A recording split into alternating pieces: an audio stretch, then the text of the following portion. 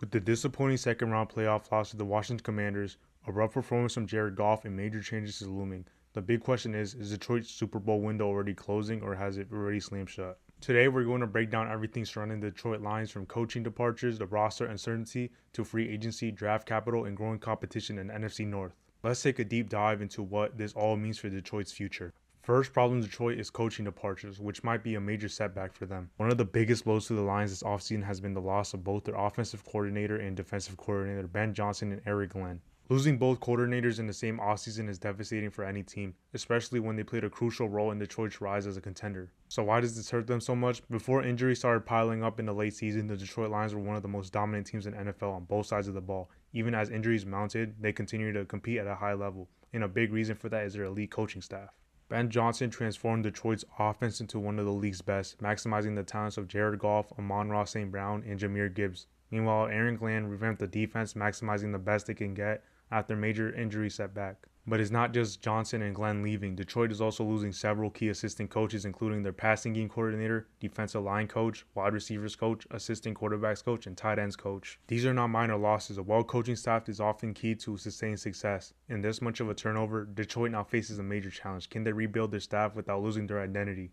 Another issue for Detroit is the sheer number of agents they had to deal with 31 pending free agents, with 7 of them being starters. While the Lions are good in salary cap position, ranking top 10 in cap space with $51 million, they will not be able to keep everyone. That means tough decisions are coming. Who are some key free agents? Detroit will have to decide whether to resign or replace impact players across the roster, especially on defense. Some of the biggest names hitting this free agency include wide receiver Tim Patrick, right guard Kevin, edge Marcus, D lineman Levi, linebacker Derek Barnes, cornerback Carlton Davis, and DB, apologies if I'm saying this wrong, Ifutu Melwanwu. While they do have cap space, they also need to fill roster holes through the draft, which is another challenge with limited draft capital. Detroit doesn't have the wealth of draft picks to replenish the roster this year. The Lions only have 6 picks this year, with the 1st, 2nd, 4th, 6th, and 2 7th round picks. That's not a lot of draft capital to bring in fresh talent, so they'll have to nail their selections and possibly look at making moves in free agency or trades. A big issue people don't talk about is their playoff struggles and big moments. For the talent on this roster, Detroit has struggled when it matters most in the playoffs. Last season, they had the 49ers on the ropes with the commanding lead in halftime, only to collapse in the second half and lose the NFC Championship. Of course, winning a playoff game was seen as a huge success, but choking a lead isn't the best look. This year was even worse. The Lions were heavily favored against the Washington Commanders, yet they fell apart, committing 5 turnovers, with 4 of them being from Jared Goff, the quarterback. This raises a deeper question. Is Detroit just unlucky, or do they have a deeper issue with executing in big moments? The Lions are relatively young in terms of playoff experience, but they need to break through soon before their window closes. Another major factor working against Detroit is the NFC North is only getting stronger. The Chicago Bears, with Ben Johnson now coaching their offense and the team, the Bears could develop Caleb Williams, and if Chicago nails this draft and improves their offensive line, they could rise fast. And with the Minnesota Vikings, their coaching staff remains strong, with likely J.J. McCarthy becoming the starter this year and possibly replicating the success they had with Sam Darnold. Not to mention they have a really great defense. And lastly, with the Green Bay Packers, they're just one wide receiver one from becoming true contenders. With trade assets like Jair Alexander, they have the flexibility to make a major move this offseason and improve to a top 5 team.